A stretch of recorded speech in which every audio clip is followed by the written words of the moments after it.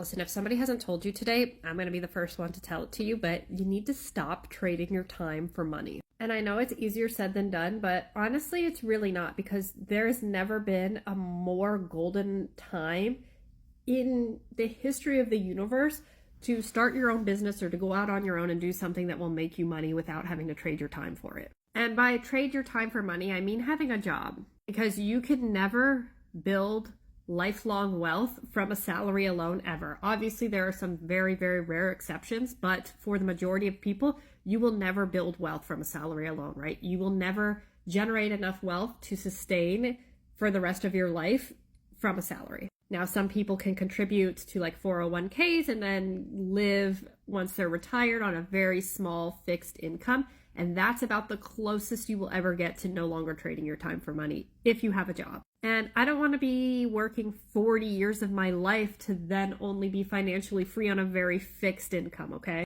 Because at that point, you'll still never feel financially free. And so once you get out of the employment rat race and actually start building something for yourself, whether you develop a product, whether you have a service-based industry, you can learn any service online totally for free and go out and start offering it and making money. I read the story about this kid who he was like 19 and he started a junk removal company that's now valued at over $2 million in like 2 years. And he did that without any money, any capital or anything, right? He just started posting, making posts, right? Having a social media account is free to do, and going into local Facebook groups offering junk removal services. And so when he got somebody being like, hey, I need your services, he didn't have a car, he didn't have a truck, how's he going to remove junk? He asked for a deposit, being like, hey, yeah, sure, I can remove all that junk for you. Ask for a deposit, took that deposit, go and rented a truck, went to the house, removed all of the junk, and then kept the profits from whatever he subtracted from renting the truck. And he did that over and over and over and over for about a year. And then he had enough money saved up to where he could buy his own truck, okay?